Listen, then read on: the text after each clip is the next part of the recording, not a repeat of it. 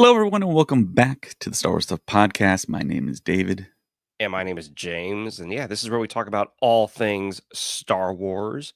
But before we get started, David, I think we have some people to thank and to Yes. acknowledge.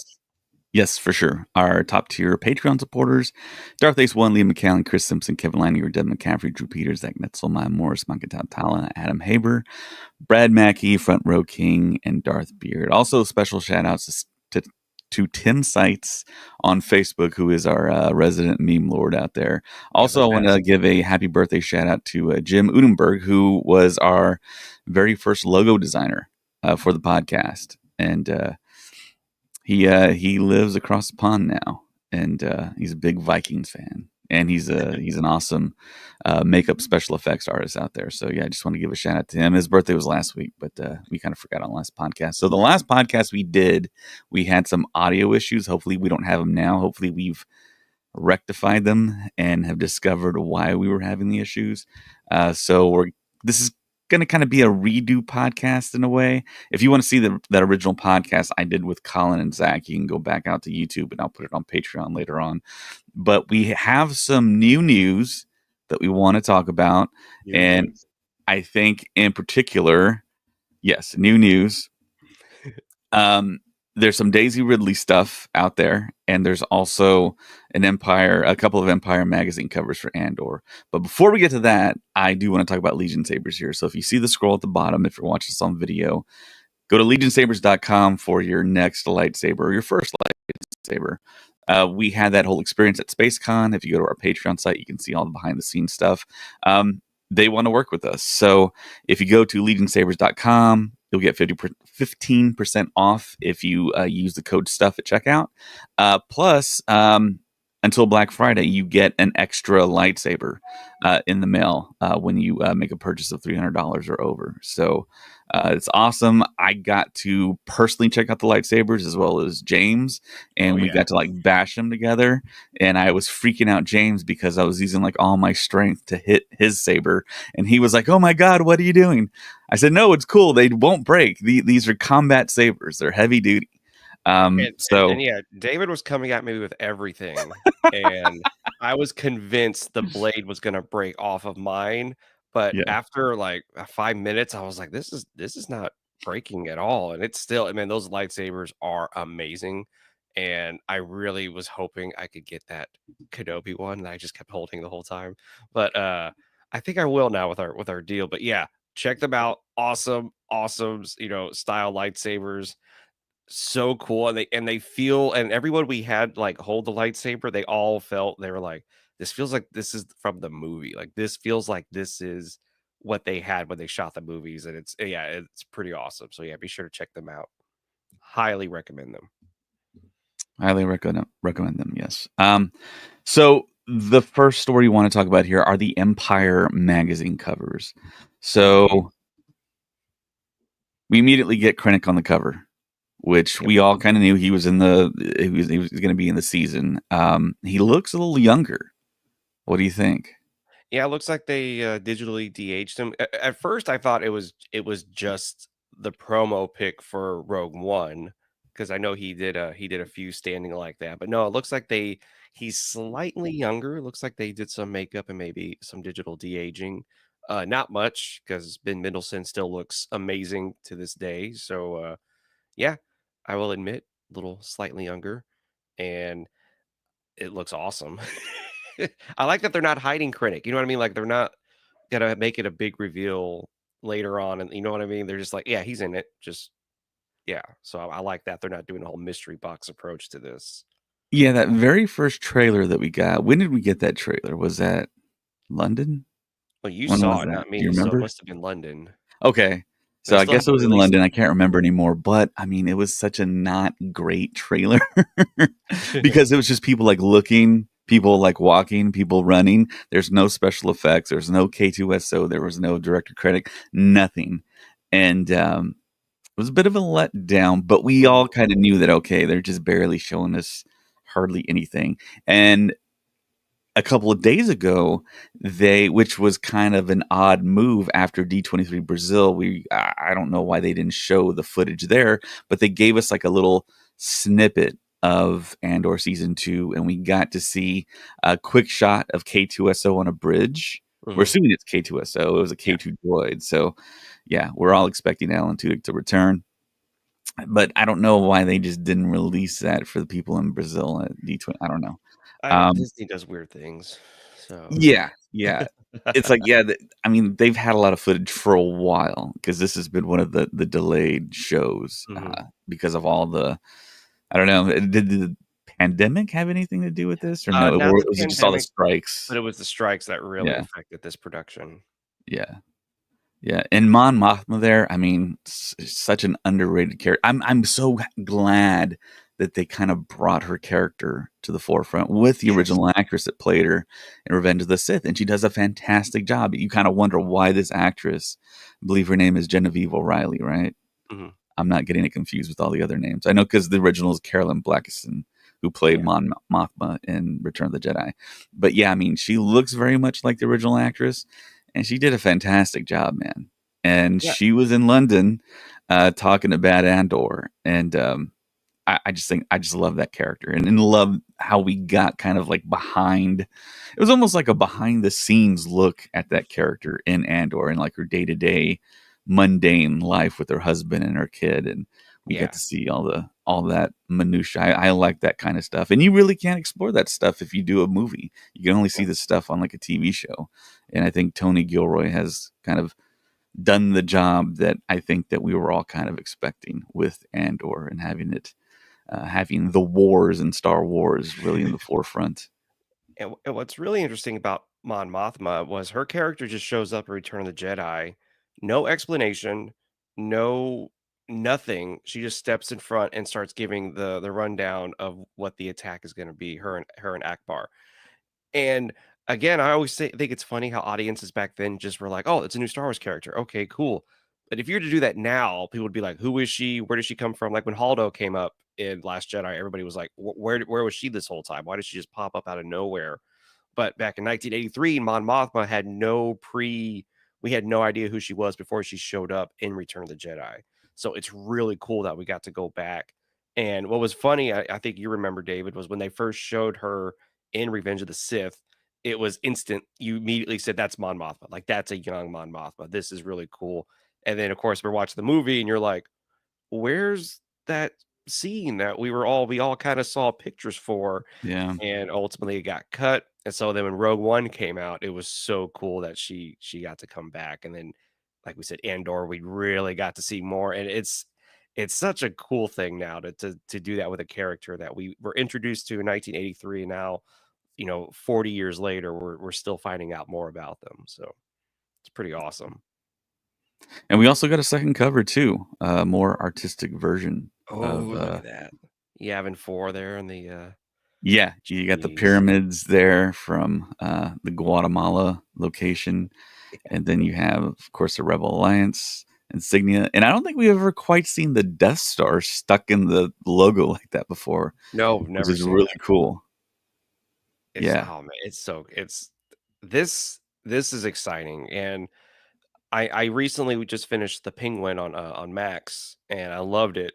And I felt Andor and The Penguin did the same thing, which was they Right. told They're their both like own in the same vein. Yeah. Yeah, and they told their own story and didn't rely on, a lot of that lore to build the story. They just built their own story in the whole universe that they're in. And so yeah, I just said it here, guys. I compare Andor and the Penguin together. I think they're both perfect for what they're trying to achieve for the story. And yeah, I'm excited for season 2. I know a lot of people are now like it's getting more amped up for Andor season 2. It feels like people discovered it just recently, not recently, but it feels like more people are like, "Oh yeah, Andor is what we want to see now." Yeah, and I mean, Star Wars is like a genre unto itself, and there's subgenres in Star Wars. So we can have an Andor style, we can have a Mandalorian style, and even have something akin to what the Acolyte did. I mean, there's tons of flavors that you can choose from in Star Wars. I mean, it all doesn't have to be the same thing, which is the great thing about Star Wars. Yeah. And this, of course, is the exclusive subscriber cover. So if you're not subscribed to Empire Magazine, you're not going to get this variant cover. I don't know how many people are still subscribed to magazines, though. Do you know anyone? I'm not, but I'm not like trying to promote Apple here, but I do have Apple News Yeah, Plus, and I get access to all of that. So I saw that already this morning when I woke up. I was like, "Ooh, these look yeah, really, really nice." So yeah. yeah, but yeah, I agree. I don't think anyone subscribes to magazines anymore like they used to. So times have I remember changed. this used to be like a big deal when we were kids, like Oh late yeah, 90s, early 2000s. It's like, yeah, we got to get the magazine. And I think the last magazine I actually got was the Ewan McGregor that's yep. magazine where he was on the cover.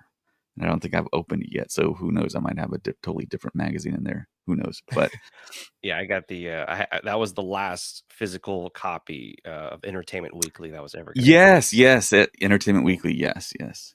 So yeah, I remember now. Thanks for jogging my memory there. you're welcome. So the other kind of like rumor news that's kind of in the ether of like all of our fandom and everyone's making videos about it, everyone's talking about it. I just saw a video today that from Nick, who I met at Rebel Scum Con. He made a video today saying, "Guys, let's calm down. This isn't official. It's all stemmed from a rumor. So this is like just rumor talk."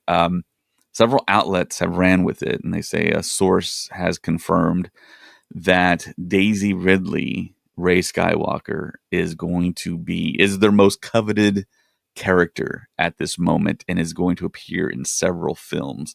Now we know she's going to appear in one film Mhm. officially, and everyone's calling it like the Rey movie, the New Jedi Order movie, which lost its writer in Stephen Knight. So it's kind of like, okay, so what's going to go on with that movie? Is it still going to drop in 2026? We're thinking Christmas, or is there going to be a delay? We don't know, but people are saying that Lucasfilm thinks Daisy Ridley is the centralized character that Star Wars is going to run with in the foreseeable future, which Daisy Ridley did a fantastic job in the sequels. Brand new character. She's part of the Skywalker saga. I mean, she knew Luke, she knew Leia. That's connective tissue. But we, for years, been told that they're going to end the Skywalker saga essentially, Mhm. and 1 through 9 is its finite Skywalker saga. So if they do 10, 11, 12 now, and Rey's in it, that's kind of continuing the Yep. Skywalker saga. Yeah, I agree, and I was very if you go back listen to our early recordings back in the day, I was very much 9, you're done. Do not go any further. We have 9 movies. The last thing is, Rey Skywalker is the final line. But hearing Lucasfilm, these rumors going around, and mind you, the Hollywood Reporter also picked up this rumor as well, and they reported on it. And oh, thank you so much. Someone just said, yeah, Yeah, Darth Ace love One. you He guys. drove like Yeah. 18 hours to SpaceCon, Yes, and he only like said a few words to us at the booth. And I it was like, was. "Hey, man, you got to take something from our table, man. Take whatever you want." So it was really nice to meet him while we had the Yes, chance. But go ahead, and James. thank you so much for supporting us. It's awesome. Yes, thank you so much. Um, what was I? Oh yeah, but it's really interesting that this is the rumor going around from insiders, and it makes sense. And David has been saying this for a long time, which was after Return of the Jedi, there was nothing. Mark Hamill, Harrison Ford, and Carrie Fisher didn't do anything Star Wars related, even though they were still young, they were still big and famous, and Lucasfilm and George Lucas didn't do anything with them until 2015. Then we get the Force Awakens, and it feels like hopefully they've learned their lesson and looking at Daisy Ridley and saying, "Oh my gosh, we still have this amazing, talented actress. We have this great character. Why wouldn't we continue that story in next films? Have her show up, have her be a legacy character to kind of anchor these next movies going forward." And it feels like they should have done it for, Mark Hamill, Harrison Ford and Carrie Fisher back in the 80s. And I'm glad if this is true, this is a smart move on Lucasfilm to continue this story. Because yeah, like David said, she's young. She's still an amazing actress. Why wouldn't you just keep putting her in different projects going forward? And I'm excited for it. It was a little bit of a shock when I read that rumor because I don't know, we're all kind of just thinking no one liked Rey, like the masses didn't, but quite a few people did like Rey. As you can tell by my posters behind me, I really liked Rey. So I really hope this all turns out to be true because I think it's a great opportunity for Lucasfilm. Yeah, for sure. And you brought up you were staunch on having it end at 9. I really never wasn't. I was always No, of the you weren't. mind of like once Disney bought Lucasfilm, we're gonna just keep on going to like infinity until like, of course, we leave the planet. But I mean, during the time with like the sequels going on, I'm like, okay, it needs to end. But now it's like I've gone back and forth a little bit. And the same thing with canon. I was strictly a canon guy. I was like, don't break canon, don't break canon. But now it's like I don't even like it's like canon schmanon now, you know? I don't even really care too much. I'm like, do the video game adaptations. I want to see Star Killer. Do the expanded universe and just tell people, hey, look, this ain't canon. So we can have like Dash Rendar and Rogue Squadron and just tell people. I mean, they'll get it. I mean, this is not because so many people were so confused when they saw Rogue One. They're like, "This is this Daisy Ridley grown up?" No, it's Jyn Erso. It's a different character. Is this her mom? That's the one I kept hearing a lot. Is this Rey's mother? And Right, it was like, no, right. it's not. I mean, audiences are ultra intelligent. They're all ultra sophisticated these days, but it's like you still have to give some people kind of a heads up what they're watching. They know they're watching Star Wars, but they're constantly asking themselves, okay, where does this take place in Where the timeline? And I know you and I came up with a way they could do it to show Yes, we people did. before the project starts, and I started thinking also, like, what if the Lucasfilm logo turned into the whole, like, Marvel logo, how, like, the Marvel logo comes forward and you just see images popping up, and what if they did that with the Lucasfilm logo where you see the timeline, and then as the camera pans back, it forms the title, Lucasfilm, and I don't know, that's just something funny. I thought that was an awesome idea. Yes, always show the timeline and have like moving images from all the films Yes, and TV shows, the and cartoons then we and can focus in on the direct spot so people like yeah. get like are in the right headspace for it. Exactly, and people would be Yeah. like, "Oh," because like I said, it was crazy when, Luke Skywalker showed up at the end of season 2 of Mandalorian. People started asking me, "Why is Luke there?" And I'm like, "Oh my gosh, you've just watched 2 whole seasons of The Mandalorian, and you had no idea where it was in the timeline." So it made a lot of the references and cool things made no sense to you because you Right. didn't realize where it was. And then once I explained it to them, they were like, "Oh my gosh, this whole timeline makes so much more sense." And I'm like, oh man, that's bad on Lucasfilm for not, us crazy, the crazy guys like you and I, we knew where it was and we knew how it was all going to tie in. And, but yeah, Lucasfilm, you just need to let people know because, yeah, people are going to be like, what's going on? What's happening? Right, right. You always have to go for the optimal viewer experience, and that would Exactly. optimize it for all the Star Wars fans because we constantly jump around the timeline. And a lot of people don't understand that. People think it's linear, Yeah. and then they No. get confused, and then they're using the resources in their brain to think about that rather than watching and absorbing and listening to the music and like understanding the story and paying attention to all like the finite details. So Once upon a time, I don't know if you remember this, David. This is how old you and I are. Once upon a time, you and I had to explain 4, 5, 6, 1, 2, and 3. Like, that was the craziest thing for people to understand was yeah. that it was 4, 5, 6, and 1, 2, 3. Sorry, someone's hammering something in my apartment right now. I apologize. Um, and then 7, 8, and 9 came out, and then everything in between, and then Clone Wars, and then it was like, "Oh my gosh, this is just." Now it's crazy to explain to people. So I agree. Lucasfilm needs to tell people what's going on. I'm sorry if you hear banging. Someone's working in my hallway right now, and I apologize. They're trying to break If you're in. like yeah. So, Cat Density Geeks on Facebook says, in the heightened polarizing environment we are currently living in, do you predict Daisy's film will face any pushback before its release? Yeah, of course. I think it's going to face pushback. I ran across a video, I think this morning, where they say that there was a report that there's going to be a Daisy Ridley Ray Skywalker trilogy happening. And of course, that hasn't been officially announced. And I don't think they're going to do that. But I mean, yeah, Star Wars is so big.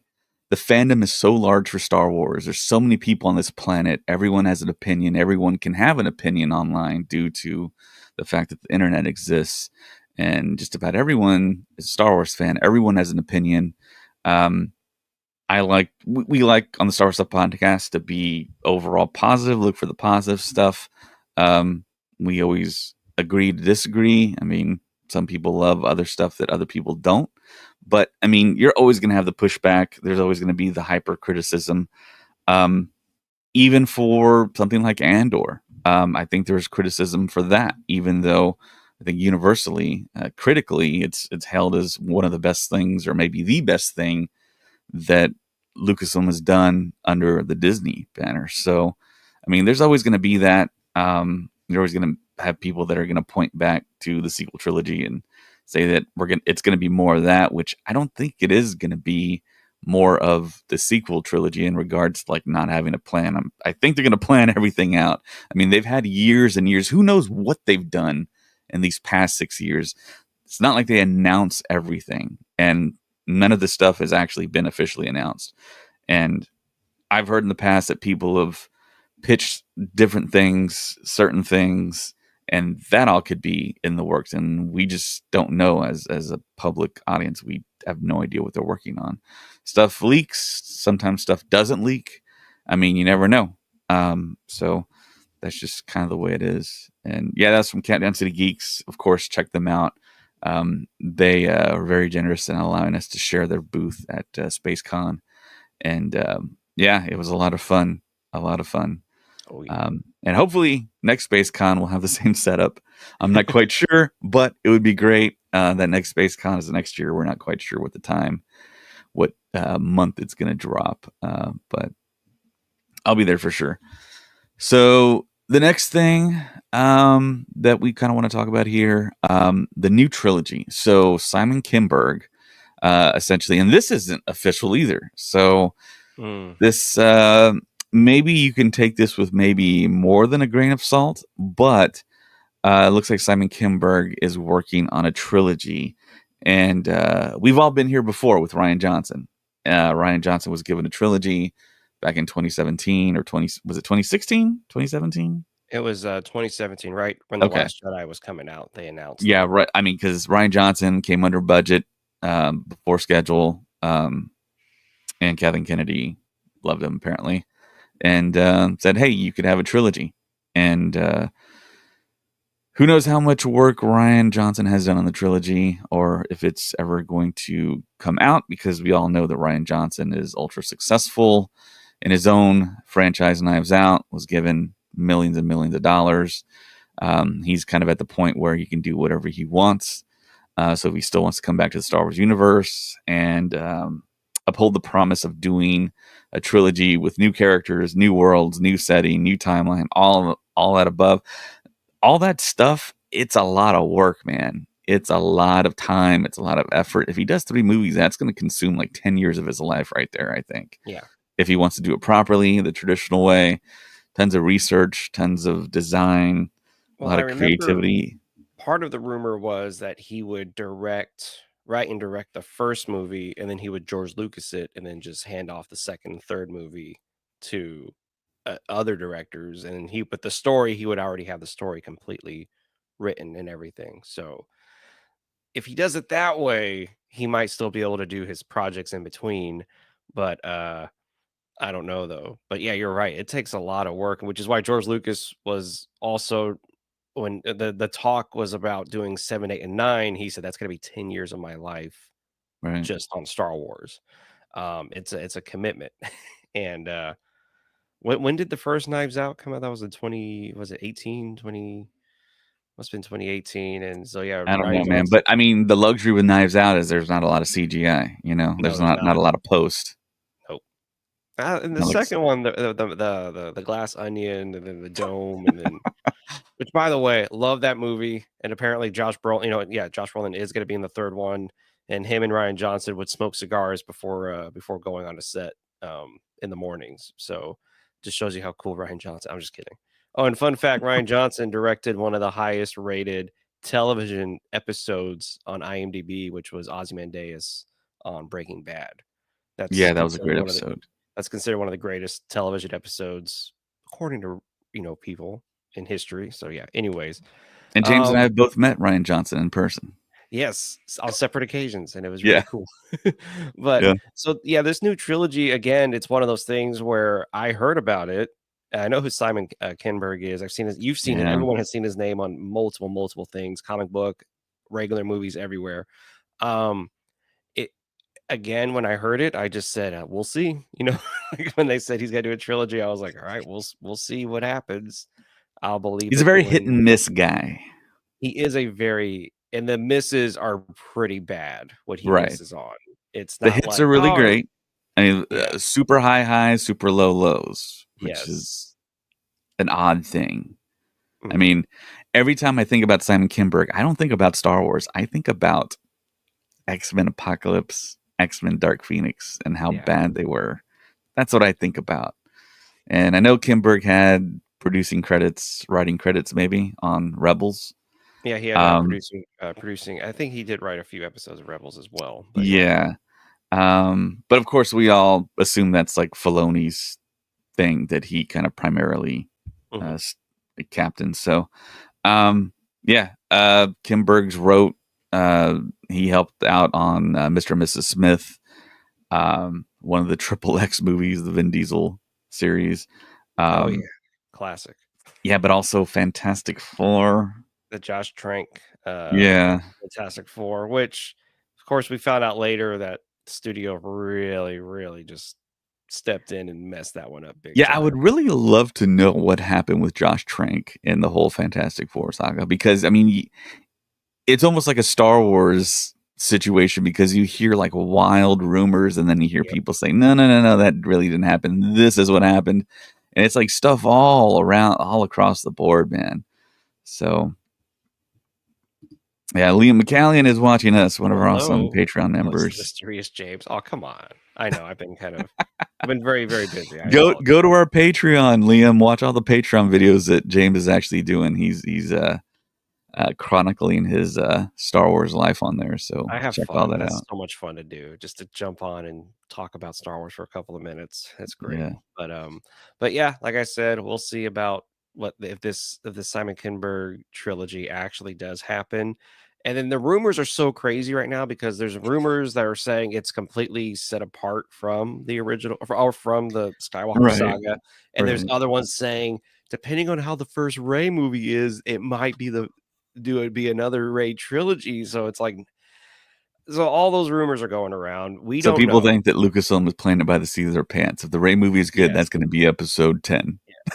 I mean, they're kinda doing what George Lucas did for a few things, but we're not gonna talk about that. You know, George Lucas was Yeah, I making mean all Star Wars. George Lucas did that, but I mean, He lucked it out, was man. lightning in a bottle, man. I Yeah. don't know if that's ever going to happen again. David had the greatest analogy, which was the train was right behind George Lucas, and he was throwing the tracks down, like, immediately, just like, trying to trying to get something to work, Yeah, and it yeah. worked. And I want to say that Peter Jackson actually kind of did something akin to Yeah. that for the Lord of the Rings, and somehow it worked. I mean, But I will say Peter Jackson had one little had a step up though, which was he already had the story written, whereas George Lucas was making it up as he was going. well, And he had the books, and then yeah. they had to do the screenplay, Mhm. and then it is. I don't know if it's encouraging or discouraging because I know for a fact on like several of our very beloved films and franchises like Iron Man with Jon Favreau and The Lord of the Rings with Peter Jackson, they would write the night before the scenes that they were about to do the next day. And if you look at the Council of Elrond scene, when Sean Bean has his hand on his forehead, he's looking down. He taped the new script to his thigh. I mean, that's the level of like laying the tracks down before the train was about to. I mean, Well, the reason some movies people do can that get away with it. yeah, I some don't people know. can Lord of the Rings got away with it, but the reason movies do that is because, depending on how you did the day before, you have to move things around the next day, so then you have to rewrite things to make it work so it could be quicker, Right. and, it is really funny. Yeah, so every script you've ever like, every movie you've ever seen, some of those scenes were written the day before or the day of, and the actor is reading the lines, or they have to just say, "I'll make something up on the spot," and they make something up. and then they go from there. But yeah, so we'll see how this new trilogy comes out, how it's gonna be, and I have a feeling we're not gonna know anything about this trilogy, like, if it's certain until, like, next year, like, probably halfway through next year, we'll find out if this thing even is gonna really happen. Well, Simon Kinberg did post a story to his social media, so I guess he's trying to say that it is he is saying happening. It's it's just, gonna happen? yeah, that he's Oh, okay, well, involved. never mind. But I mean, it hasn't been officially announced. Maybe Lucasfilm gets infuriated by that and says, "No, we're taking it away now. Yeah. We didn't announce it." Who knows what's going to happen? I'm taking them But back. according to like Hollywood Reporter and Variety, I think it's a Hollywood Reporter article. Yeah. They do say one of the big reasons why Kinberg constantly gets these jobs is because he's a very good communicator with the studio and the executives. And that's a big part of it. So he plays ball with them, it seems like. That's good. So yeah, that's why he keeps on getting tied to big projects like X-Men and Marvel stuff and Star Wars. Star Wars things, yeah. But it really feels like, man, it's kind of like a retread thing, though, you know? I mean, there's so many different young creators with ideas that we haven't even seen before. And you can kind of point to Visions and see all those creators from all those different studios, and Vision Season 2 with the Japanese studios. It's like, wow, there's a lot of great ideas. Incredible. And it just goes to show you that Star Wars is a genre and we can see so many different things. It's just, we're not getting that fire hose of content that I thought we were going to get once Disney got it rolling. It's almost like they're very, very precious with what they release. So it's like they're scared. They're scared of something. They're scared. There is also another story out there saying that there's going to be a lot. I don't really remember the specifics of the story, but there's a lot of different content that we're not aware of that's about to go into production. So it feels like they're slowly taking our advice, James. They're listening. It's about time. They're listening to the podcast, and we're gonna get like a full, pun intended, force of Star Wars content. And of course, they're going to concentrate on the theatrical stuff. It seems like that's like the mandate, which is great. Star Wars belongs in the theater. And like we said on the podcast, even if they do a Disney Plus show, drop the episodes in the theater. We're all going to go see them. Yeah, I'll go see them. You know what I mean? Like, it's funny. I think they think Star Wars fans don't want to spend money. And we have been showing for the past couple of years that we will gladly spend lots of money. We will go watch. And like I always tell people, the moment they release, they announce, hey, we're going to be re-releasing all 9 movies in theaters. I'm there to watch all 9 movies the day it comes out. You know, like, I don't know why Lucasfilm is like, oh, well, the fans like we're gonna like it. We're gonna like whatever you give us. Unfortunately, I have to bounce. I have to step off the podcast. But before I go, I will say I did finish the John Williams documentary on Disney Plus. It's amazing. It's great. I highly recommend everybody watching it, and it's a great look at his life, and it's awesome. And again, some people say Star Wars would not be what it was without John Williams' score, which I 100% agree to. But sorry, everybody. Like I said, I have to leave. David, thank you for letting me jump on for a little bit and continue on. And I'll be back soon. And be sure to follow us on Patreon. I'll be jumping on and giving some other Star Wars news and everything. So, adios. Bye, James. And like Liam said, there goes the mysterious James. So yeah, like I said before, we did a podcast that you can see on YouTube currently, and you can also watch it on Patreon, where Colin, Zach, and myself, we kind of talked about the past news stories. If you look at the title of the podcast, the new trilogy that we spoke about, Brazil, D23, John Williams, and Remembering a Legend. We had some audio issues, and of course, when we have audio issues, we don't want to release the podcast via audio on Spotify and Apple and all your favorite podcast apps. So I'm kind of re-talking about some of the older stuff that we spoke about, so we can have a releasable audio podcast. So the next thing I guess we want to talk about is Brazil, D23. And what was talked about, what was shown, who was there? I believe B2E Mo from Andor, the droid, the lovable droid that I think we all kind of did fall in love with, and he was on stage, totally interactive. He talked to the crowd. He had a few kind of like funny, like awkward type moments, which was pretty cool. And yeah, it was interesting. The fact that they didn't have a lot. They showed that Mandalorian Grogu footage that they showed at the America D23 to the audience. And then, of course, they made the Andor announcement that it's going to drop April 22nd. And of course, hopefully, the Star Stuff podcast, we all have our badges for Celebration Japan. So I should be there. Ted might be there. Carl will be there. And a few friends from Legion Sabers, I believe, will be there. And of course, we're going to try and cover everything. We're going to try and make it to all the panels. But I think we're all excited now for Andor. I mean, we got the Empire Magazine covers that dropped, and of course, we got the reveal of what Krennic looks like. And of course, he looks the same, but maybe they de-aged him a little bit.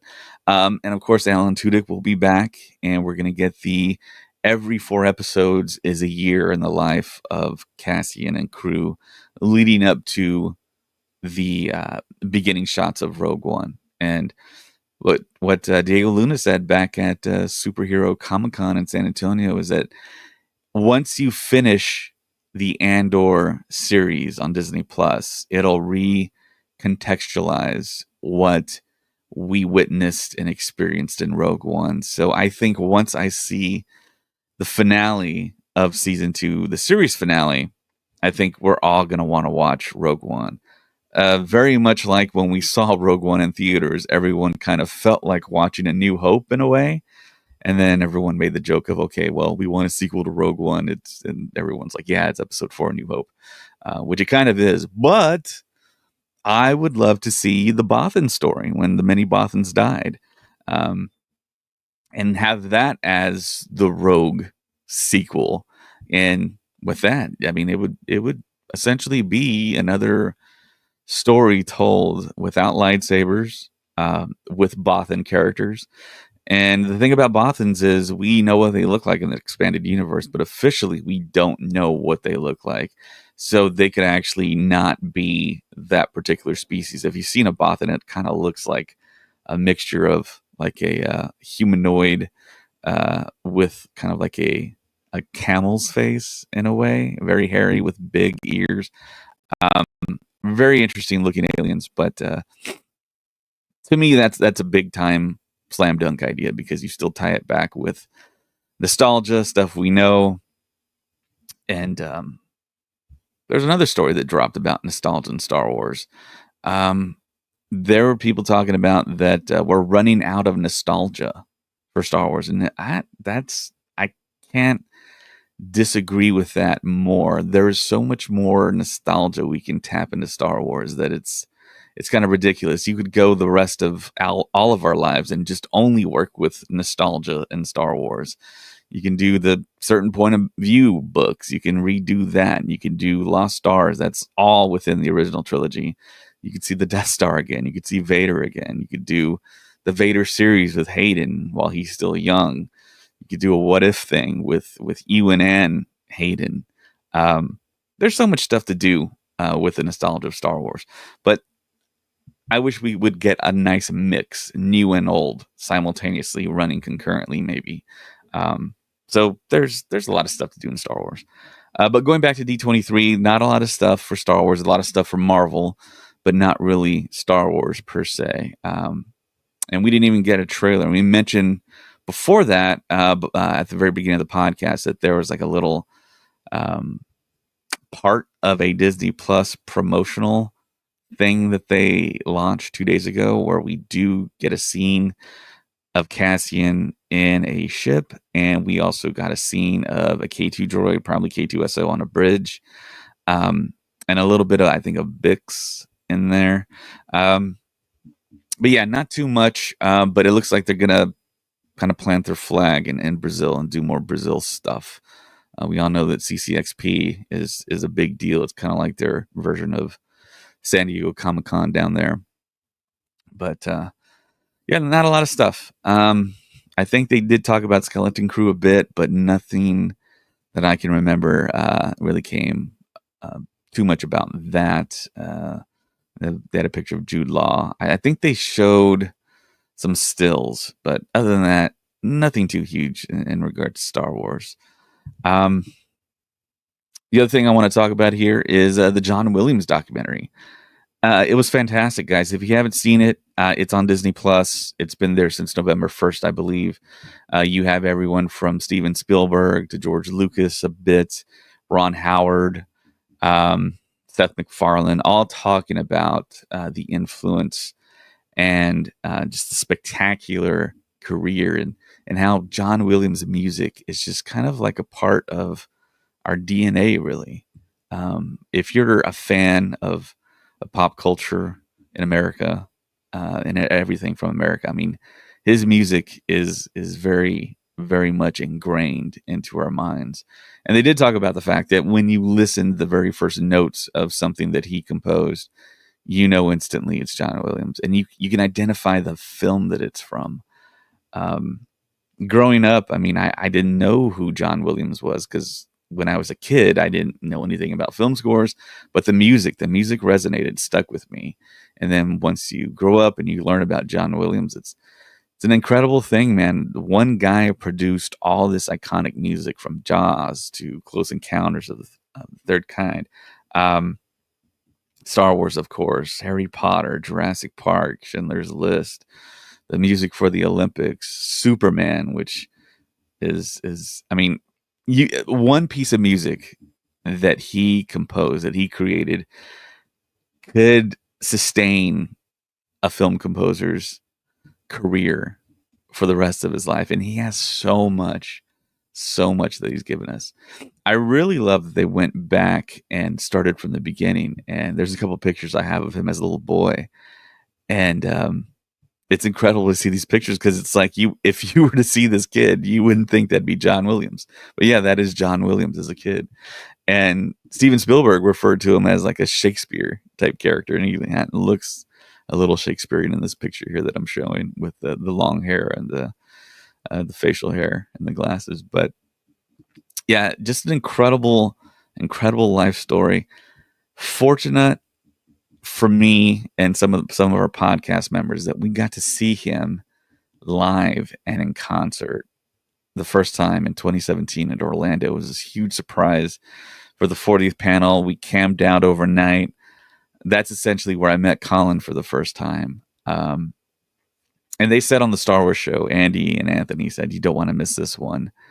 And yeah, everyone that was living was there. Harrison Ford, Mark Hamill, George Lucas, Dave Filoni, Kathleen Kennedy. Billy Lord was there to honor Carrie Fisher, her mother, since she wasn't able to be there, of course, because she passed away the previous year. But it was incredible. Peter Mayhew was there. Billy D. Williams, Warwick Davis was the host of the panel, and Hayden Christensen, Ian McDermott, everyone was there. And then they dropped the curtain, and then John Williams was there, and he played Leia's song, and then he played the fanfare for Star Wars, and then the Imperial March, and it was just like, wow. It was a core memory for me, Colin, and James. We were all there.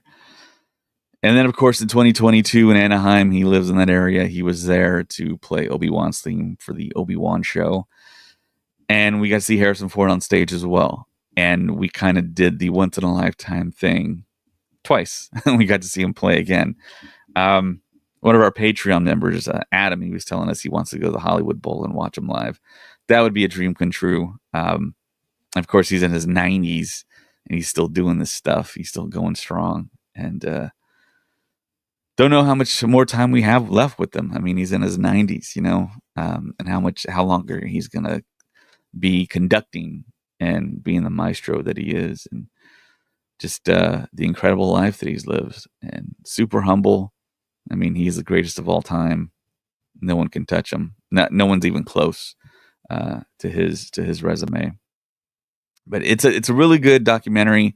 Go check it out. I saw it the first time, and for whatever reason, I didn't really think it was as great as it was a second time around when I did some research for the podcast last time. And I just couldn't take my eyes off of it. I was just kind of glued to it, and I had to like kind of slap myself out of watching it and do more research for the other stories that we're going to talk about. But yeah, it is terrific. He deserves all the awards, all the honors. He is a Disney Hall of Famer. I think they just inducted him this past go round. But yeah, just an awesome life, an awesome career. The other thing that I wanted to touch on were the Black Series drops. There's a Shakti, there's a Luminara Unduli, and also a Sebulba that drops on Hasbro Pulse that you can order right now. And I have pictures here of the actual Leku from Shakti from the film that Colin took a look at Darkside Pizza and Bernie. And we got to pick them up. We got to touch them. They're foam, latex, I believe. And yeah, these are the actual Leku from Shakti, which, yeah, they cost a lot of money, guys. So yeah, you can see Colin's face there, picking them up. We were allowed to touch them, take them out of the case, and review them, and talk amongst ourselves about how lucky we were in that setting. And random people were walking up and asking if they could see the stuff that we had in our booth because we're special like that. So yeah, really cool that you can actually buy film screen use props, and civilians can obtain them if you have the right amount of money there. So yeah, super cool. And I do like that the fact that they are dropping more and more Black Series, and the facial accuracy is getting better and better, it seems like, with each wave. So that's got to be exciting for those Black Series collectors. And the last thing I wanted to talk about was this guy. So his name, if you don't know, I think you know the iconic artwork there. His name is Greg Hildebrandt, and he was born in 1939, and he just passed away here in 2024. And it just so happens that iconic artwork is actually the laptop case on my podcast laptop. And there's an article that Lucasfilm released on him, and I'll read it here. You can go to lucasfilm.com and check it out. But the title is Greg Hildebrandt, 1939 to 2024. The artist and his brother created the original blue Star Wars artwork in just 36 hours. Lucasfilm was saddened to learn of the passing of artist Greg Hildebrandt, who his brother Tim painted the iconic brilliant blue Star Wars artwork that was used prolifically throughout the original Star Wars and New Hope marketing and merchandising campaigns of the late 1970s. He was 85. In just 36 hours, Greg Hildebrandt and his brother Tim, who passed away in 2006, famously painted the now ubiquitous poster artwork that has become inseparable with the early Star Wars phenomenon itself. The brothers Hildebrandt, as they were known, had become wildly popular in the 70s for their lush and epic illustrations of J.R.R. Tolkien's Lord of the Rings saga, which appeared in calendars, art books, posters, and other merchandise. Their fanciful style caught the attention of George Lucas, who was looking to capture that same magical spirit to sell his new space epic.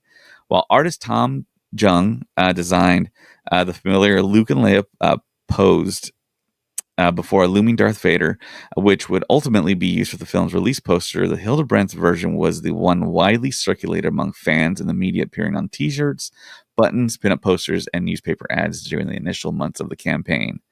Based on the success and resonance of that artwork, Lucasfilm reached out to the brothers once again in 1996 for the Shadows of the Empire campaign, a multimedia event taking place in the years between Star Wars The Empire Strikes Back and Star Wars Return of the Jedi. The brothers turned in 100 pieces of new artwork based on the storyline, which was published as a card series and an art book. The brothers again returned to the Star Wars galaxy, the Star Wars The Phantom Menace, this time filling the Star Wars Great Big Flat Book with scores of new illustrations based on the film. becoming rare artistic contributors to both trilogies. Most recently, Greg Hildebrandt created the stunning artwork that adorned the Star Wars Oreo packaging, which we gave out a lot of those Oreos at the last two conventions here in San Antonio, Superhero Comic-Con and SpaceCon, which featured many of the heroes and villains from the Star Wars saga. While Greg's and Tim's vast portfolio of artwork will likely be celebrated for generations to come, it's the original luminous 1977 poster graphic that will live long in the hearts of Star Wars fans, created by two brothers whose talents and aesthetic sense produced a perfect balance of heroism, darkness, adventure, and possibility. Greg Hildebrandt, the second half of that inspired and timeless masterpiece, will be missed. Yeah, thank you so much. You will live forever with this piece of art. So I think that is our podcast for today. And thanks to James for joining me. Thanks for everyone watching us on Facebook, YouTube, Twitter, and Instagram. We will be back with much more stories. Again, check out our Patreon. You can check us out at Star Stuff Podcast 2187 at Patreon. James is doing a series right now where he's talking about his Star Wars experiences in Hollywood, California, where he's at. And he's got a lot of them, by the way. He's meeting a lot of people in the industry right now that have worked on Star Wars and are working on the current Disney Plus stuff. Also, you can check us out on Instagram at Star Wars Stuff Pod. We have a lot of exciting stuff about to go on there. There's going to be a big giveaway that's happening in the near future. I won't say more than that. We're also at Twitter at Stuff Pod, at Threads Star Wars Stuff Podcast. We're also on TikTok. You can email the podcast at starwarstuffpodcast@gmail.com. It seems like everyone and their mom emails us there, but usually it's not listeners. It's always like companies or people telling us that we've won stuff that we really haven't, which is kind of a joke, but okay. Apple Podcasts and Spotify, you can listen to us there. If you go on Apple Podcasts, we'd appreciate it if you give us 5 stars, write a review. We also have a website, StarWarsStuffPodcast.com, that we're looking to contribute more. And also check out CountdownToTheGeeks.com. They have an awesome website. They update it daily. That's Countdown to the Geeks is basically for your pop culture fix. Everything from all the latest blockbusters dropping to advanced screening tickets you can win all across the country. Reviews, interviews. They go to San Diego Comic-Con. They go to all the big cons. So yeah, check them out there. And yeah, that is it, guys. Thank you so much for everyone in the chat. Thank you to Darth Ace 1, Liam McCallan, Countdown City Geeks. For James, my name is David, and may the Force be with you always.